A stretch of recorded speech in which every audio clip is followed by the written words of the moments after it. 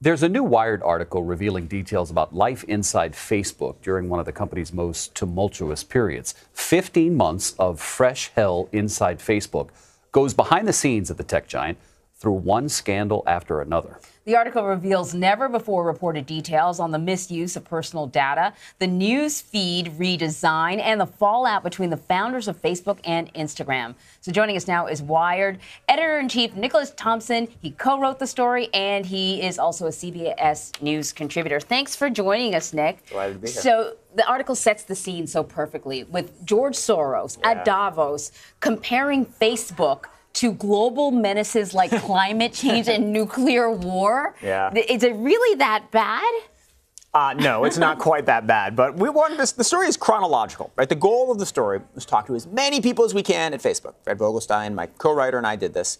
Talk to as many people as possible at Facebook and take readers through the year chronologically. What happened in January of 2018 through what happened in March of 2019. All the most important themes, the fights, the changes. And so we started in Davos. Yeah, that's a great place to start. And in the period of time that you were sort of following along with the company, what were the biggest hurdles that became evident to you?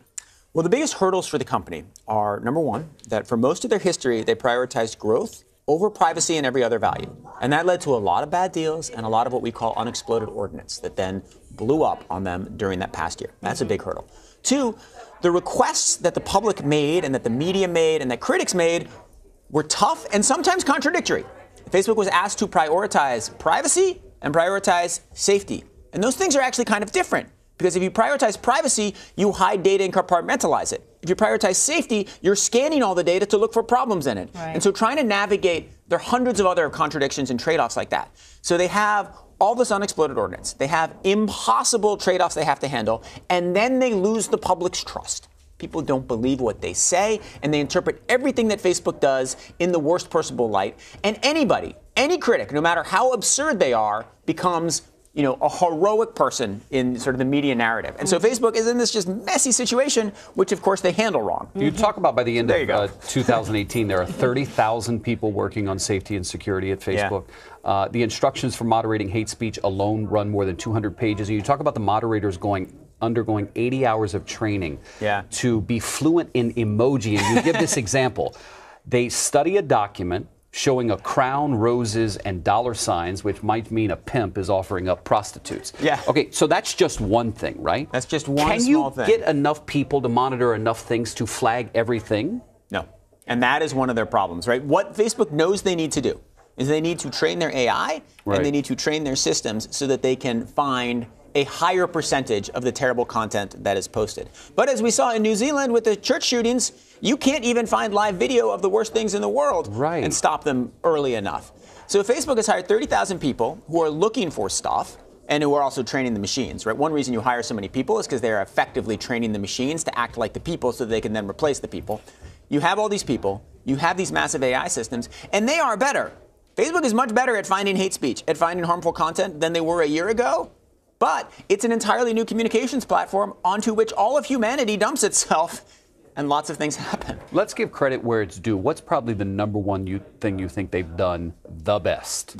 I think that their building of their AI systems to identify hate speech, harmful content, child harm, nudity, all of that stuff that they've built and that they've really accelerated over the last year, I think they've done quite well. We'll give them credit. Let's talk about the split between Facebook and Instagram's founders. Facebook bought Instagram, but the founders were still around, and this split happened pretty recently. It did happen recently. So Facebook buys Instagram, and Instagram is allowed to operate pretty independently.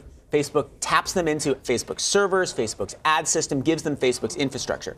Instagram explodes. So to Facebook's management, it's like, they had a good app, we bought it, and we made it big. It's our work. Right. To Instagram, it's like, wait a second, we did this right.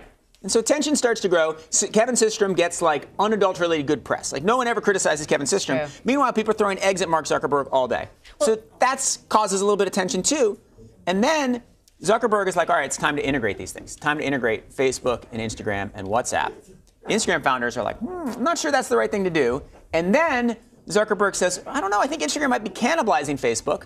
And so that leads to Facebook pulling the supports for Instagram. So some of the details we have that are newest that no one's gotten before are about the fight that happens in July and August of 2018 where the founders of Instagram meet with Zuckerberg, and Zuckerberg says, you know all these ways we've supported you in the past? We're going to get rid of all of those. Systrom then posts an internal message to Instagram employees, which hasn't come out before, saying, Mark has said we have to do this. We're going to be good soldiers and do this. Instagram goes nuts. Systrom goes out on paternity leave. Then Systrom comes back, and he's like, you know, according to someone who overheard the conversation, Zuckerberg is treating me the way Trump is treating Jeff Sessions. He knows he can't fire me, but he wants me to leave. And so then Systrom and Krieger say, we're out. And so they walk in one morning, they say, we're done, and that's it. Let me ask you a question. Do you feel like there's entirely, I mean, maybe some of the attention on Facebook is undeserving. It's getting a lot of attention when it comes to abuse of our data, misinformation being put out there. And early on in the article, it talks about the fact that executives were sort of like, what are you getting mad at us for? There's people out there using your data like crazy. We're not even the worst of it. They didn't really get that. That wasn't going to be a good counter argument. Yeah. But is there something there that Facebook gets a lot of flack when other platforms are doing the same thing? Totally. Yeah. Right. And Facebook gets all of this heat, and some of it's deserved, and some of it's not. And there's a deep irony in it. Right? Part of the reason Facebook gets clobbered so much in the press, because Facebook helped build a news ecosystem based on outrage and anger. And outrage and anger are now being directed at Facebook. Yeah. Why do news outlets write so many nasty things about Facebook? In part because the Facebook algorithm sort of rewards that kind of story. So Facebook has created the own machine that is pelting itself. Yes, you talk about cannibalism in the article. That's a great example. Nick Thompson, thank you. He ran the Boston Marathon yesterday. Yeah. And your fastest mile was? I ran about a 5:27, but it was downhill. Average mile was 5:53. But that was at mile marker. The fastest was at mile marker what? 22, 23. And he's here with us. I would have been asleep for a week. As energetic as all get out. Nick, thank you. Thanks so much.